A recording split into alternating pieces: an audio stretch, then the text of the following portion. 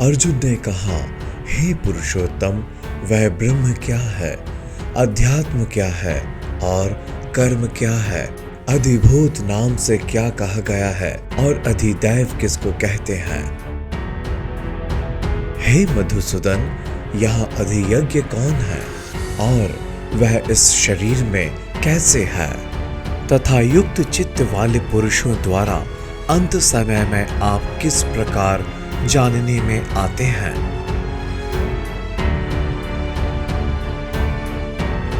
श्री भगवान ने कहा, परम अक्षर ब्रह्म है, अपना स्वरूप अर्थात जीवात्मा अध्यात्म नाम से कहा जाता है, तथा भूतों के भाव को उत्पन्न करने वाला जो त्याग है वह कर्म नाम से कहा गया है। उत्पत्ति विनाश धर्म वाले सब पदार्थ अधिभूत हैं, हिरण्यमय पुरुष अधिदैव है। और हे देहधारियों में श्रेष्ठ अर्जुन, इस शरीर में मैं वासुदेव ही अंतर्यामी रूप से अधियज्ञ हूँ। जो पुरुष अंत काल में भी मुझको ही स्मरण करता हुआ शरीर को त्याग कर जाता है, वह मेरे साक्षात स्वरूप को प्राप्त होता है, इसमें कुछ भी संशय नहीं है। हे कुंती पुत्र अर्जुन, यह मनुष्य अंत काल में जिस जिस भी भाव को स्मरण करता हुआ शरीर का त्याग करता है, उसको ही प्राप्त होता है, क्योंकि वह सदा उसी भाव से भावित रहा है।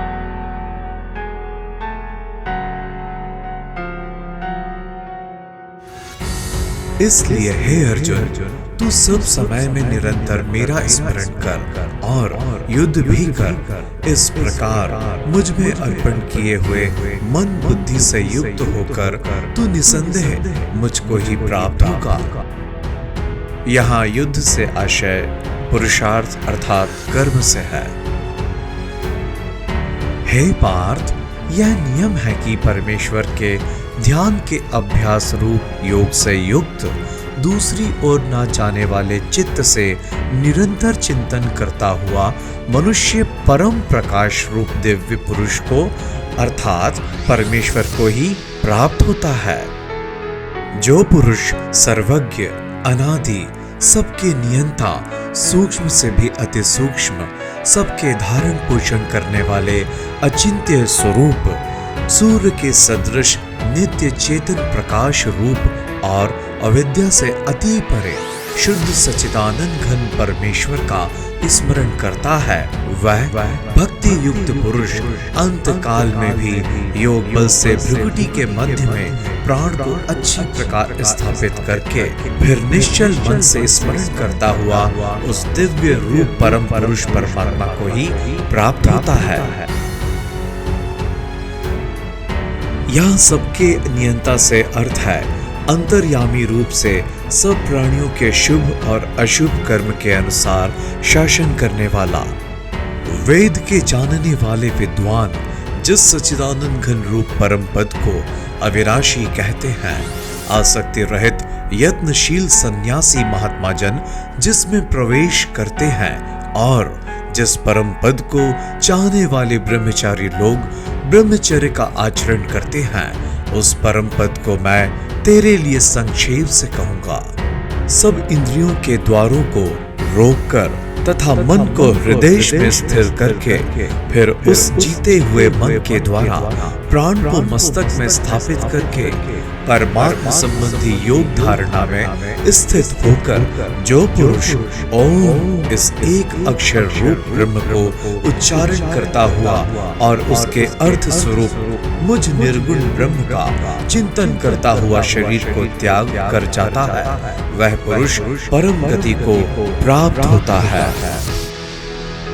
हे अर्जुन, जो पुरुष मुझ में अनन्य चित्त होकर सदा ही निरंतर मुझ पुरुषोत्तम को स्मरण करता है, उस नित्य निरंतर मुझ में युक्त हुए योगी के लिए मैं सुलभ हूँ, अर्थात उसे सहज ही प्राप्त हो जाता हूँ।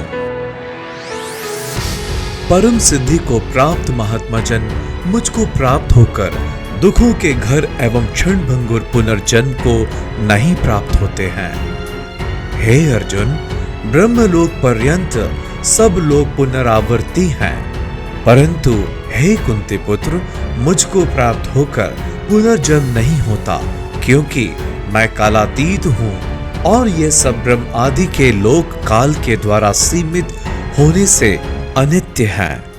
ब्रह्मा का जो एक दिन है उसको 1000 चतुर्युगी तक की अवधि वाला और रात्रि को भी 1000 चतुर्युगी तक की अवधि वाला जो पुरुष तत्व से जानते हैं, वह योगी जन काल के तत्व को जानने वाले हैं।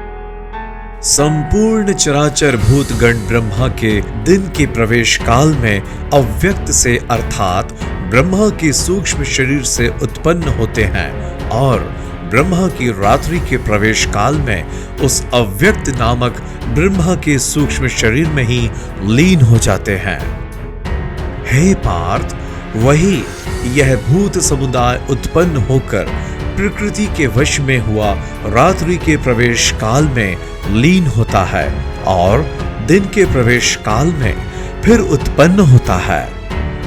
उस अव्यक्त से भी अति परे दूसरा अर्थात विलक्षण जो सनातन अव्यक्त भाव है, वह परम दिव्य पुरुष सब भूतों के नष्ट होने पर भी नष्ट नहीं होता। जो अव्यक्त अक्षर इस नाम से कहा गया है, उसी अक्षर नामक अव्यक्त भाव को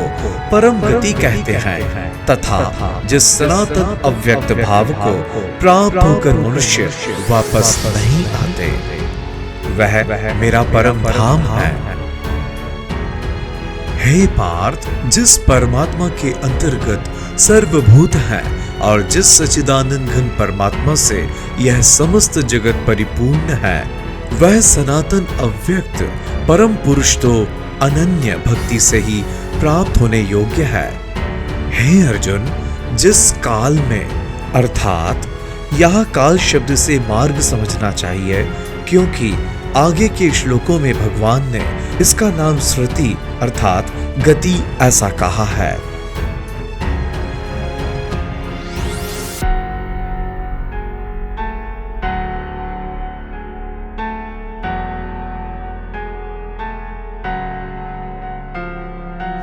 हे अर्जुन, सो जिस काल में शरीर त्याग कर गए हुए योगी जन तो वापस न लौटने वाली गति को और जिस काल में गए हुए वापस लौटने वाली गति को ही प्राप्त होते हैं, उस काल को अर्थात दोनों मार्गों को कहूंगा।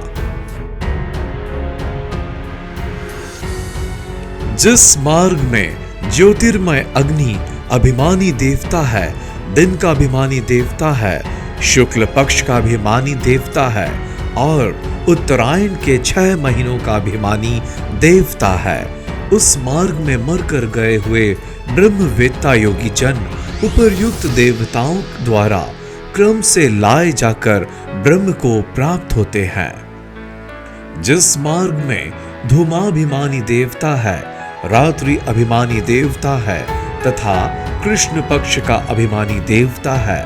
और दक्षिणायन के 6 महीनों का अभिमानी देवता है, उस मार्ग में मरकर गया हुआ सकाम कर्म करने वाला योगी उपर्युक्त देवताओं द्वारा क्रम से ले गया हुआ चंद्रमा की ज्योति को प्राप्त होकर स्वर्ग में अपने शुभ कर्मों का फल भोग कर वापस आता है। क्योंकि जगत के ये 2 प्रकार के शुक्ल और कृष्ण अर्थात देवयान और पितृयान मार्ग सनातन माने गए हैं। इनमें एक के द्वारा गया हुआ जिससे वापस नहीं लौटना पड़ता अर्थात अर्ची मार्ग से गया हुआ योगी उस परम गति को प्राप्त होता है और दूसरे के द्वारा गया हुआ फिर वापस आता है अर्थात जन्म मृत्यु को प्राप्त होता है। हे पार्थ, इस प्रकार इन दोनों मार्गों को तत्व से जानकर कोई भी योगी मोहित नहीं होता। इस कारण हे अर्जुन, तू सब काल में समबुद्धि रूप योग से युक्त हो अर्थात निरंतर मेरी प्राप्ति के लिए साधन करने वाला हो।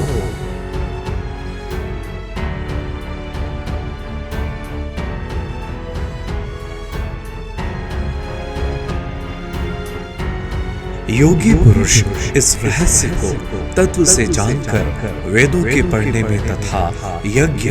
तप और दान आदि के करने में जो पुण्य फल कहा है उन सब को निसंदेह उल्लंघन कर जाता है, अर्थात पार कर जाता है और सनातन परम पद को प्राप्त होता है। अष्टम अध्याय पूर्ण हुआ।